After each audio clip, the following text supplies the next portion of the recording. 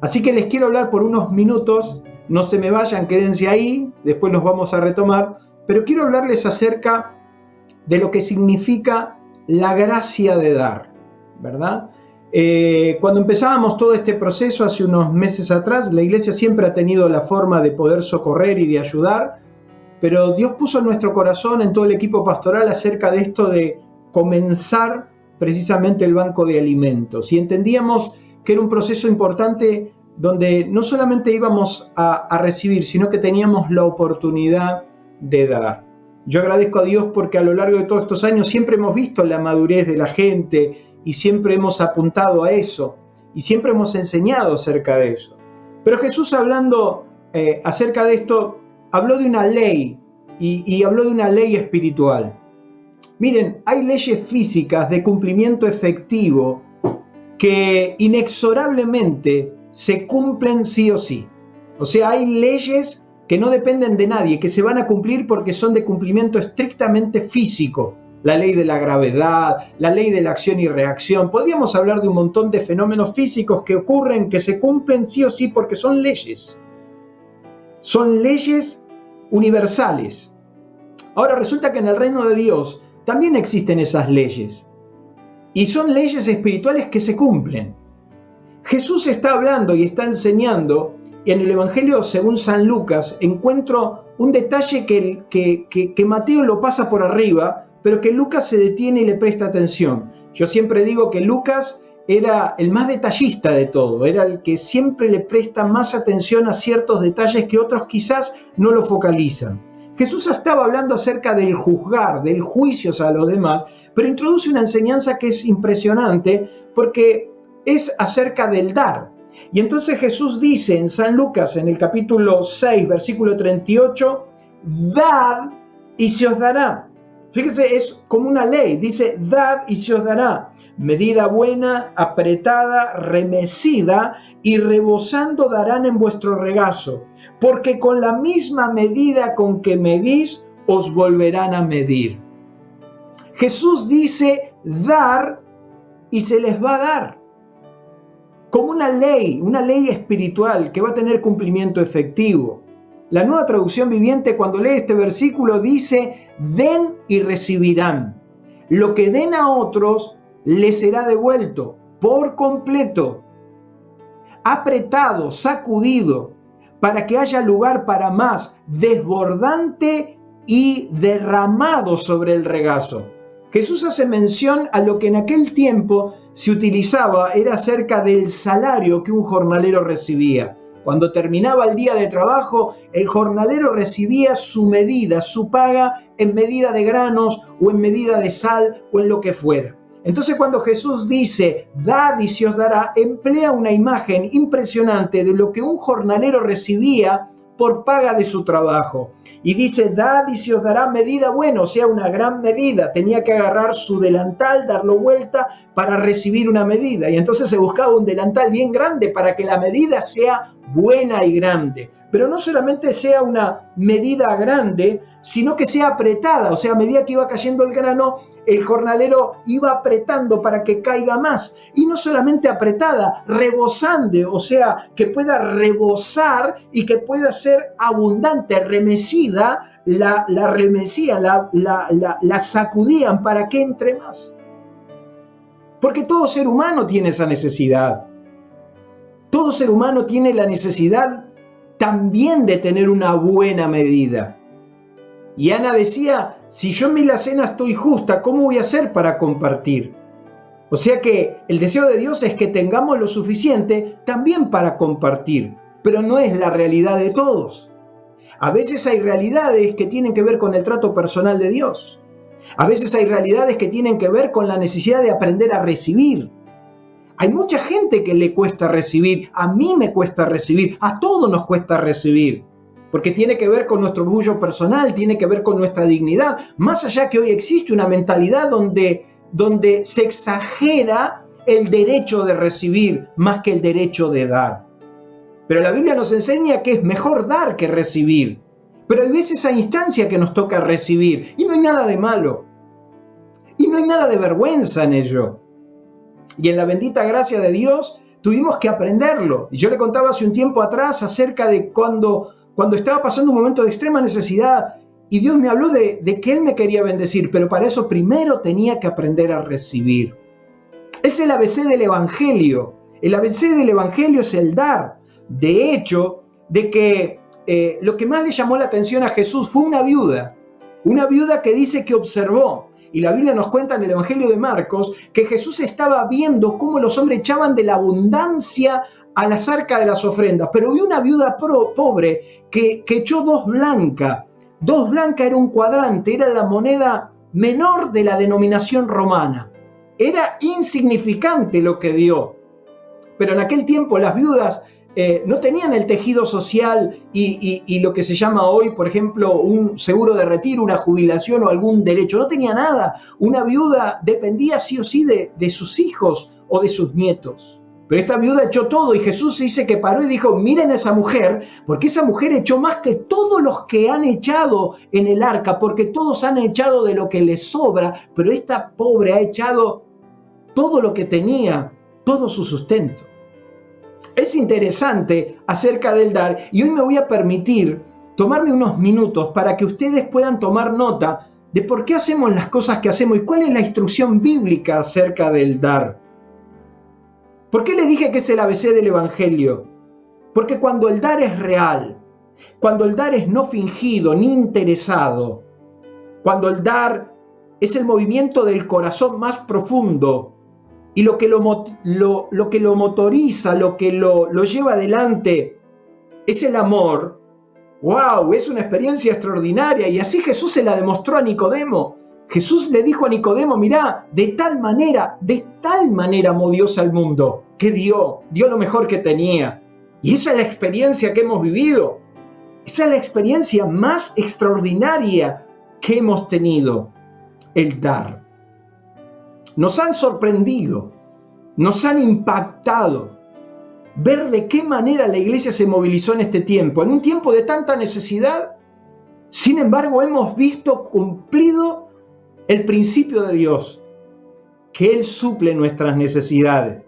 Entonces a mí me gustaría que en medio de tanta a veces confusión, vamos a ir a la fuente que tenemos que ir, y esa es la palabra. ¿Qué nos habla el dar? Y en primer lugar, yo quiero hablarles acerca de que la acción se tiene que manifestar. O sea, no podemos simplemente decir hay que dar, o no tenemos que decir qué bueno es que den, sino que la acción la manifestamos todos nosotros.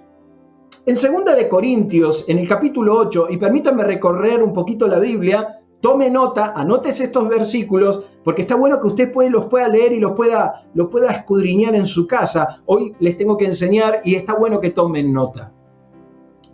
En 2 de Corintios capítulo 8, el apóstol San Pablo pone de ejemplo a los hermanos de Macedonia. ¿Qué hermanos tan especiales? Porque dice el apóstol San Pablo, y habla acerca del dar de estos hermanos y los pone como ejemplo.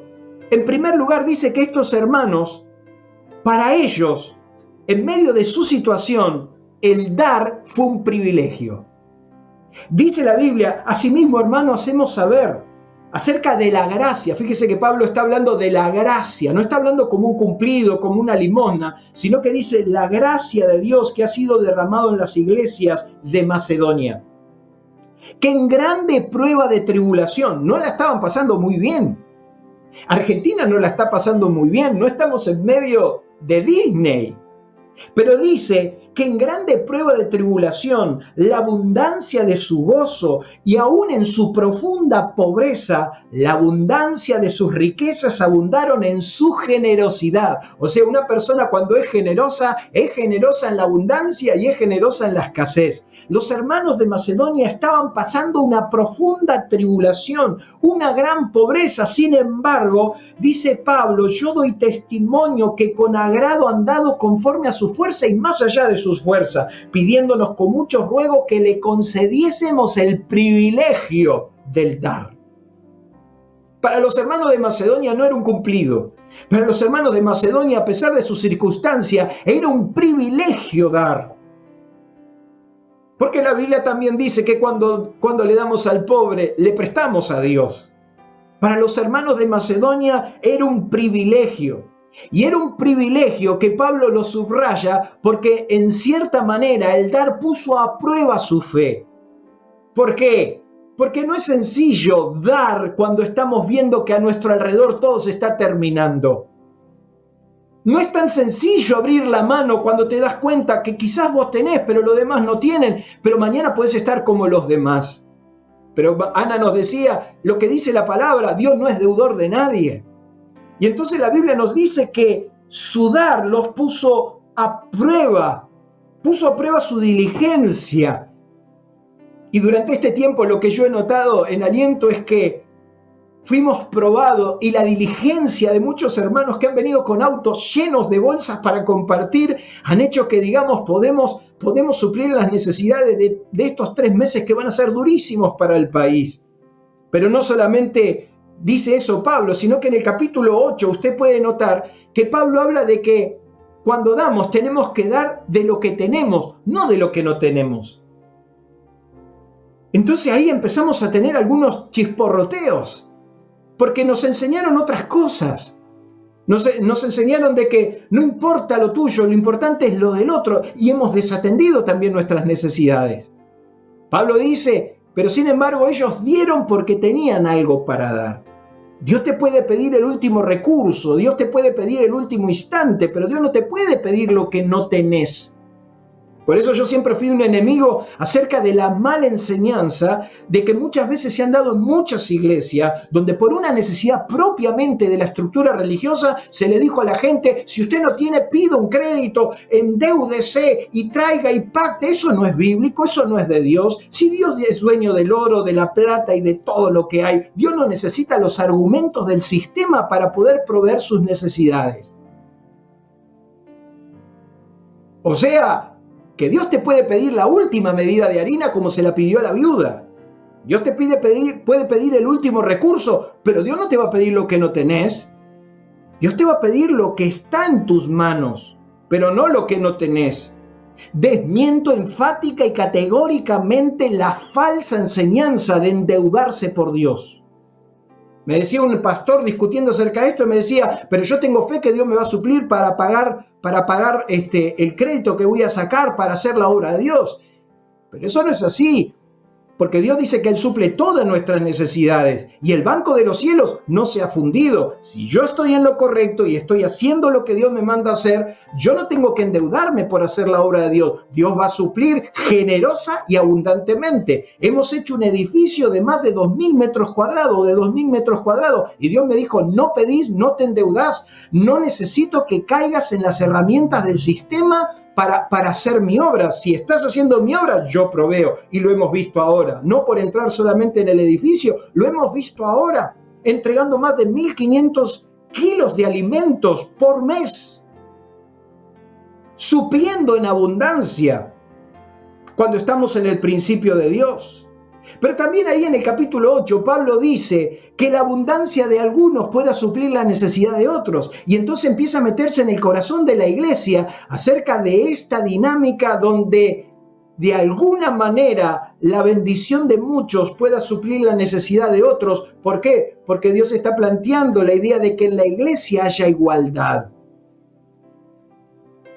También Pablo habla y dice de que no solo hay que serlo, sino también hay que parecerlo, porque el apóstol San Pablo cuando habla acerca del dar de Macedonia dice, procurando siempre hacer las cosas honradamente y en orden. No solo delante del Señor, sino delante de los hombres. Y yo me he alegrado, me he gozado con el orden que han trabajado, que se ha trabajado en los alimentos primarios, secundarios. Muchos veces, ¿por qué hacen la lista? ¿Por qué no sencillamente reparten? Eso lo hace el gobierno. Y así le va. Pero dice que no solamente administraron la ofrenda con amor, sino con orden. Haciéndolo honradamente, no solo delante de Dios, sino delante de los hombres. Hay mucha falta de criterio al respecto. Hay gente que ha malobrado inclusive el dar de la gente y eso ha generado un gran problema para muchos. Ahí en 1 Samuel usted encuentra que los hijos de Elí dice que eran hombres impíos y eran sacerdotes. Y entonces inventaron, perdóneme el término, el curro de los 3 garfios. ¿Qué es el curro de los 3 garfios? Dice que cuando la gente traía las ofrendas a Dios, el siervo del sumo sacerdote y de ellos como sacerdote iba con un garfio de 3 pinzas, y entonces metía el garfio en donde se juntaba la carne de los alimentos que se ofrecían a Dios y agarraba todo lo que el garfio sacaba, era para los sacerdotes. Y eso no estaba reglamentado, no le correspondía. Es más, cuando la gente traía las ofrendas a Dios, muchos tenían que quemar los animales en el altar de los holocaustos.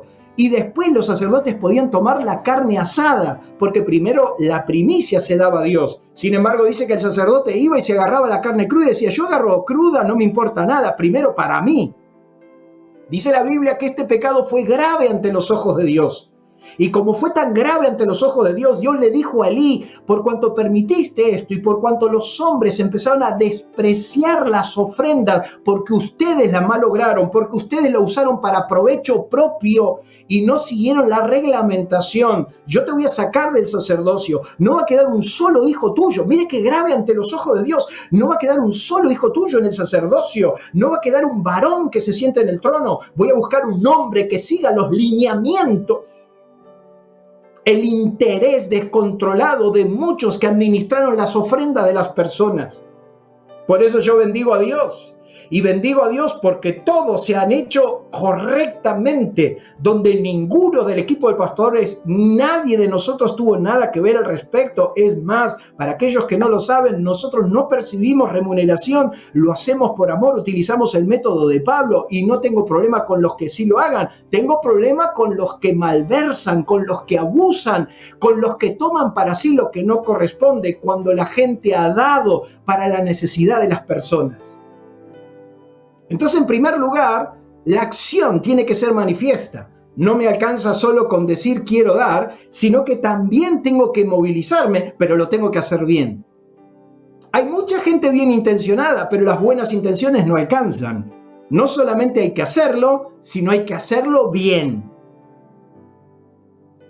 De esta mentalidad que muchas veces ha abundado en las iglesias cristianas para la gloria y para la honra, no para la gloria ni para nadie. Si para mí lo hago bien, para Dios lo hago mejor. Yo he visto cómo han fiscalizado las listas, cómo han preparado los bolsones, con la diligencia, con la preparación, con la responsabilidad, cómo Dios no nos va a bendecir. Ahora, mire qué interesante, porque el segundo punto que les quiero dar es acerca de nuestra cuenta corriente. Y ahí realmente vamos a empezar a conocer los principios de Dios, porque debemos capitalizar nuestra cuenta corriente. El dar no es simplemente cuestión de tirar la semilla. El dar, según la Biblia, no solamente por lo antes dicho, sino que también es capitalizar tu cuenta corriente, porque todo lo que hagamos, absolutamente todo lo que hagamos, de palabra o de hecho, todo lo que hagamos tendrá recompensa. Quiere decir que cuando usted hace algo por Dios, cuando usted da, no solo dinero, da semilla, da su tiempo, todo eso está haciendo que su cuenta corriente cada vez esté más grande. Y Pablo se lo escribe a los filipenses. Pablo tenía una gran relación con 2 iglesias, una a los filipenses y otra a los tesalonicenses.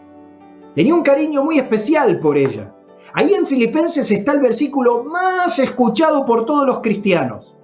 Todo lo puedo en Cristo que me fortalece. Yo he escuchado mensajes, yo he escuchado palabras al respecto. Ahora, si usted contextualiza esa palabra del apóstol San Pablo, que se la escribe a los filipenses, le dice acerca de que él estaba preparado para vivir en la abundancia como para vivir en la escasez. Él sabía lo que era la escasez, sabía lo que era vivir humildemente y sabía lo que era el hambre. Él dice, no lo digo porque tenga escasez, pues he aprendido a contentarme cualquiera fuera mi situación. Mire qué interesante, y aquí quiero detenerme un minuto.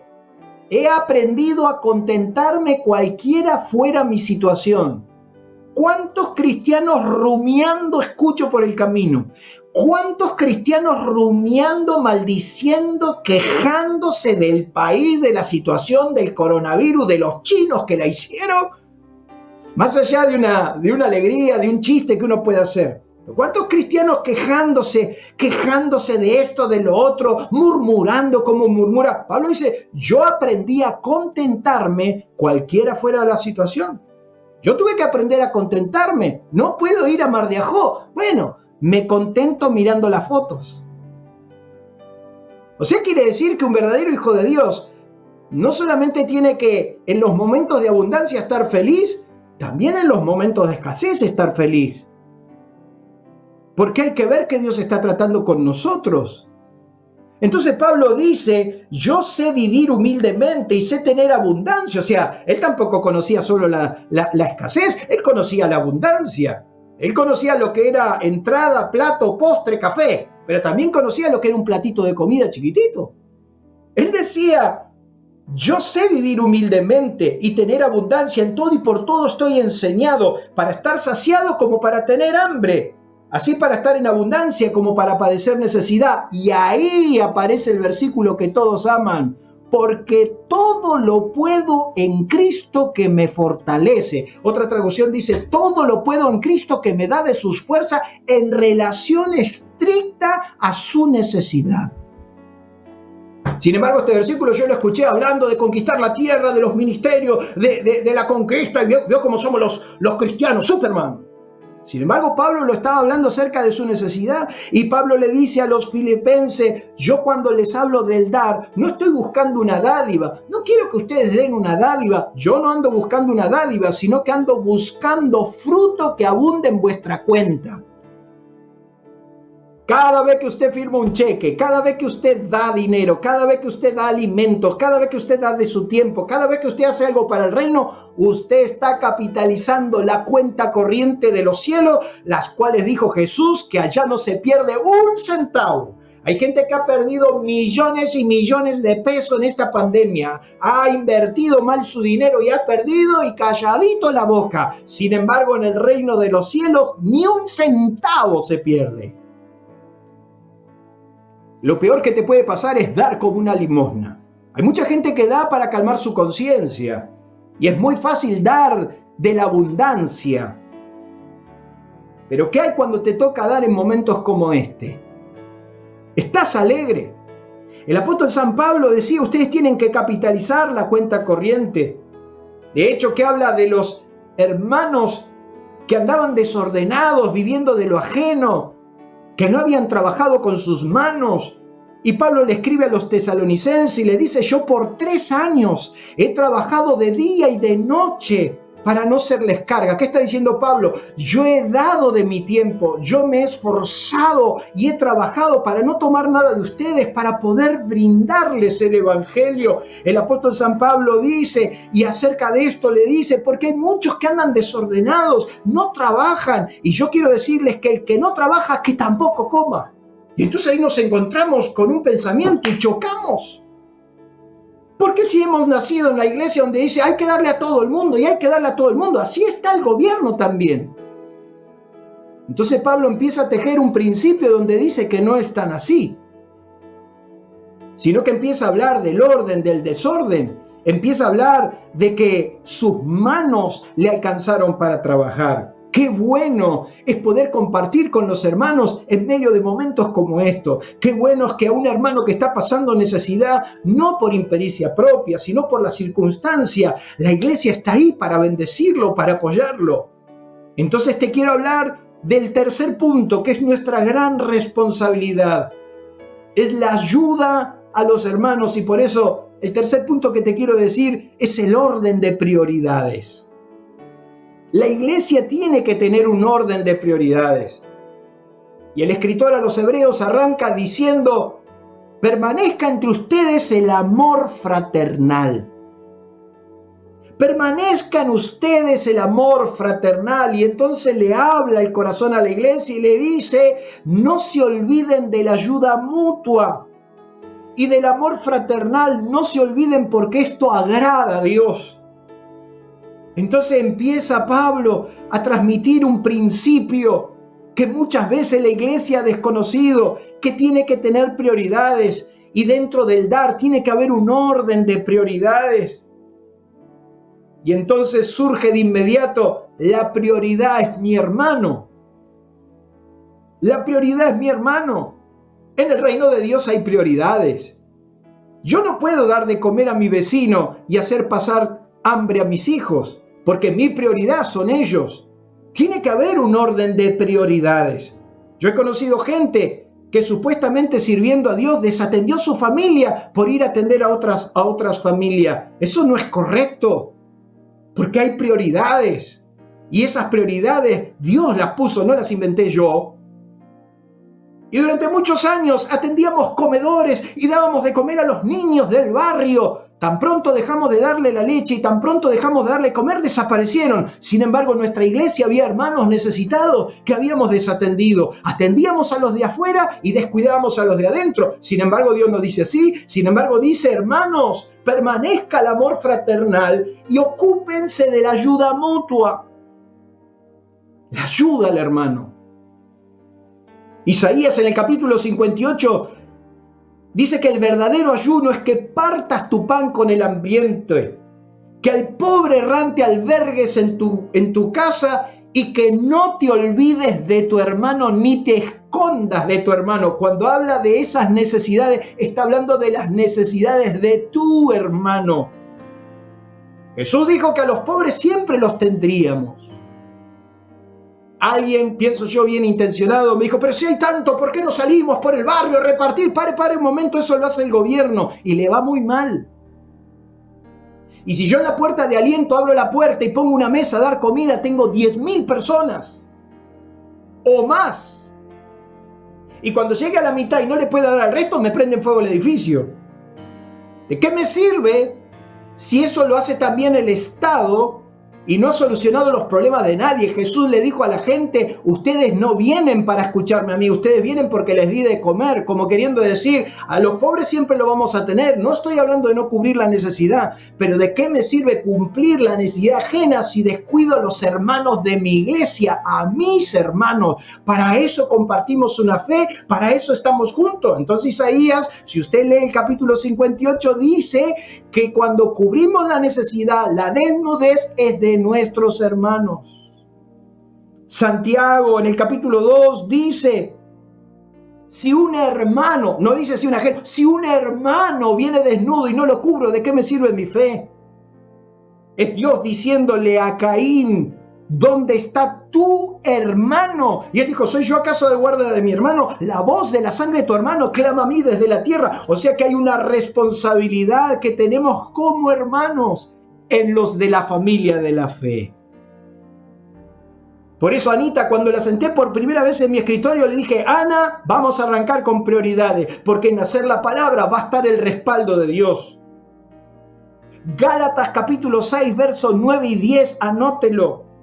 Dice, no nos cansemos de hacer el bien, porque a su tiempo segaremos y no desmayamos. Así que según podamos y tengamos oportunidad, hagamos bien a todos, mayormente a los de la familia de la fe. Otra traducción dice, en especial a los de la familia de la fe. Yo tengo una responsabilidad y es mi hermano primero. Mi primer necesidad es mi familia. Penosamente he visto a cristianos descuidar sus familias. Ese no es el orden de Dios. La Biblia dice que el que no provee para su casa, el que no provee para su familia es peor que un incrédulo y ha negado la fe. Oiga, ciertamente hay información en la Biblia, el problema es que no la leemos. Y entonces nos sale la corazonada y vamos a salir por el barrio y vamos a dar. No tengo problema con eso, pero primero, lo primero. Por ejemplo, en 1 Timoteo, cuando Pablo le escribe de las prioridades de la iglesia, le dice a Timoteo que haga una lista. ¡Ay! ¿Cuánto me han criticado la lista? ¿Por qué la lista? ¿Y qué es esto? ¿Y qué es lo otro? Mientras se pueda, por supuesto, si somos 10.000 hay que ver qué lista podremos llevar, pero la lista tiene que ver con un orden. Y Pablo le dice a Timoteo que en primer lugar se ocupe de las viudas y de los huérfanos. Que su primer responsabilidad sean las viudas y los huérfanos. Durante 17 años, o quizás un poco menos, Nuestra prioridad de presupuesto fue las viudas. Y a veces cuando Ana venía me decía, Ana, las viudas, poneme en la viuda a la lista. No me importa si las viudas tienen hijos que las pueden sostener. No, ¿saben por qué? Porque hay una responsabilidad de honra. Pablo le dice a Timoteo, búsquelo en su casa, no tengo hoy el tiempo, capítulo 5, honra a las viudas. Honra a las viudas. Quiere decir que cuando la iglesia honra a las viudas, se acuerda de ellas, las bendice. ¿Cómo Dios no va a bendecir la finanza de la iglesia? Usted me quiere preguntar a mí cuál ha sido el secreto de las finanzas de la iglesia. Primero lo primero, las viudas. Y había viudas que no querían recibir porque tienen abundancia y no entendían el principio, que era una bendición para la iglesia dar. Hacer la palabra para la iglesia es una bendición. O sea que cada bolsón, cada caricia, cada abrazo que se le da a esa viuda o a ese huérfano, los cielos se abren sobre nuestras vidas. Es una bendición para la iglesia y es una bendición para ellos. Entonces Pablo lo dice clarito, habla de la ayuda mutua, habla de los hermanos, habla de la familia de la fe. Y Santiago dice, si tu hermano está pasando necesidad, yo no puedo ver a mi hermano pasando necesidad y hacerme el distraído. Cuánta gente inescrupulosa que tiene dinero, que tiene recursos, ve la desnudez de su hermano y mira para otro lado. Después andan dando dinero para los comedores de niños, después andan dinero para las misiones y tu casa y tus hermanos. Y no me refiero a comer. Yo bendigo a mis hermanos. Y voy a contar algo que muy pocos saben. Yo he pasado necesidad, literalmente hambre. Hambre. Durante 6 meses, por diferentes circunstancias que hoy no tengo el tiempo, yo comía una vez por día. ¿Y sabe por qué comía una vez por día? Porque mi mamá y mis hermanos Carlos, David, Ana María, Elizabeth, José, se preocupaban por ver si Ángel tenía para comer. A mí me rescataron mis hermanos. Y la primera necesidad que ellos supieran mis hermanos. Y cuando tuve el primer dinero en mis manos, cuando las cosas cambiaron, cuando las cosas funcionaron de otra manera, el primer dinero que cayó en mis manos fue una ofrenda de amor a mi familia, Mar de Ajó. Ahí fuimos con todos los recursos y se los regalamos a mis hermanos. Pero tengo ahí empresarios que andan dando ofrendas y después los pastores me dicen, acá tengo fulano que da el dinero y que da esto. Y sin embargo, nunca han ayudado a sus propios hermanos, a su propia familia. Pablo dice que pongo una lista y a las viudas en primer. Yo tengo un cuidado muy especial y Ana lo puede decir y Ana no me deja mentir. Una obsesión. Pero sin embargo, Pablo dice ahí en Timoteo a las viudas que en verdad lo son y que tengan buen testimonio. Y empieza a decir como que por eso pedimos que se pongan en la lista las viudas que llevan un año congregando. Y ahora me dice, ¿por qué buscan tanto en aliento de que si se congrega o no se congrega? Porque eso me habla de tu fe, eso me habla de tu perseverancia. ¿Cómo no voy a socorrer a ese hermano, a esa hermana que está luchando, pero que está en el mismo ejército, peleando la misma batalla, padeciendo las mismas necesidades? Por eso hacemos la palabra y por eso lo primero es lo primero. Por eso la palabra dice en Hebreos, porque Dios no es injusto para olvidar vuestra obra y el trabajo de amor que habéis mostrado hacia su nombre, habiendo servido a los santos y sirviéndole hoy. Hay una necesidad impactante, servir a los santos, servir a mis hermanos, son mis hermanos. Las intenciones son buenas, pero la prioridad es la familia de la fe. Y Dios lo estableció en Deuteronomio. ¿Sabe que hoy buscando y releyendo, no tengo tiempo hoy? Dios le dice a Israel que cuando junte los diezmos y las ofrendas, que la comparta con los levitas y dice también y las viudas. Y durante toda la Biblia Dios le habló de tu hermano. Y Dios le habló de cuidar al hermano.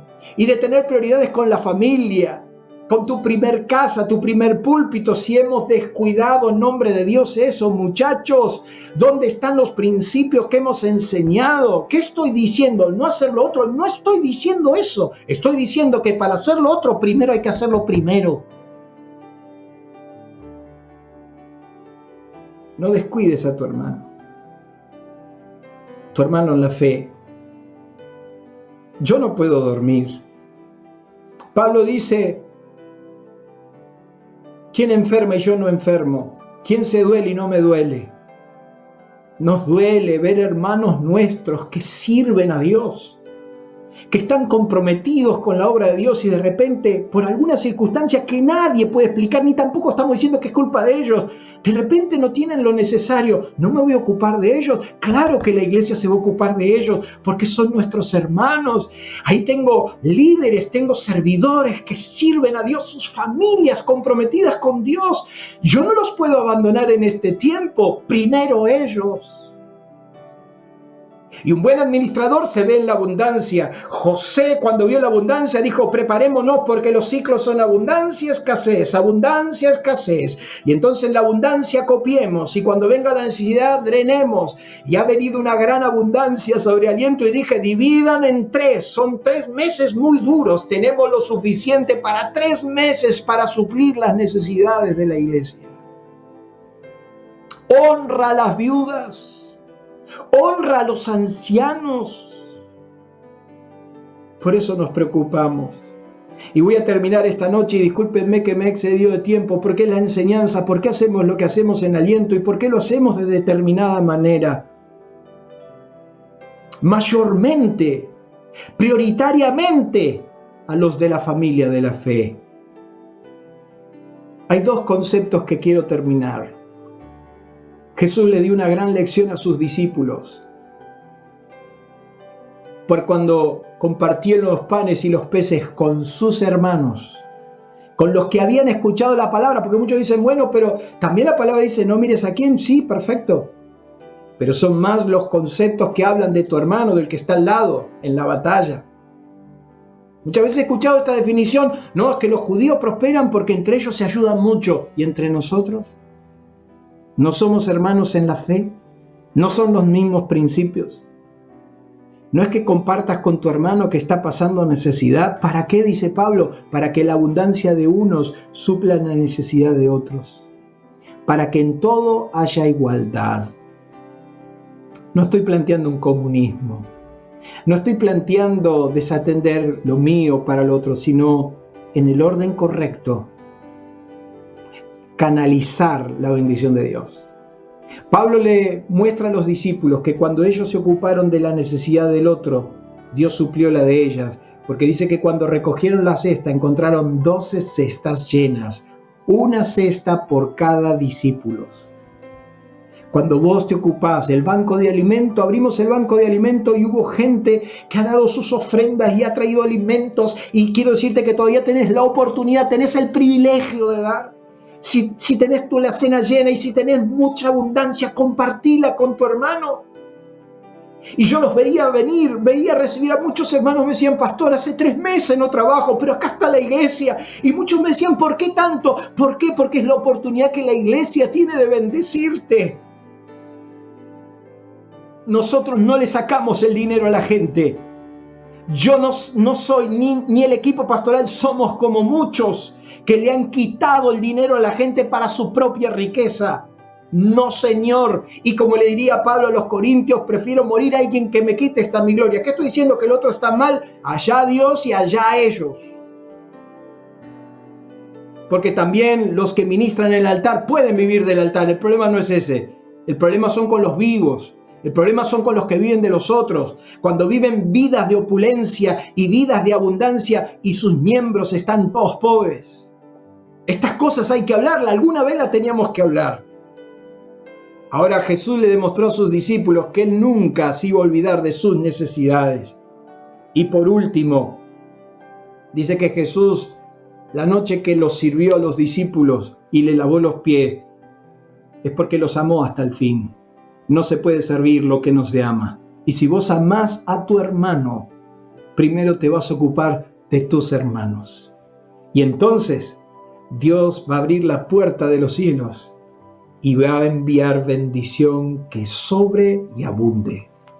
En definitiva, muchos tendrán a hacer lo que nosotros hemos hecho. ¿No es el remedio del hombre el Evangelio de Jesucristo?